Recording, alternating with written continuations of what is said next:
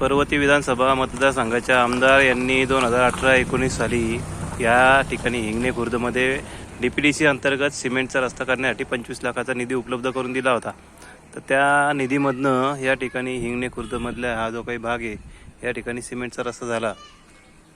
या ठिकाणी पण सिमेंटचा रस्ता झाला, पण नेमका चौकातच त्यांचे पैसे खर्च करायचे संपून गेले का काय असा प्रश्न पडतोय।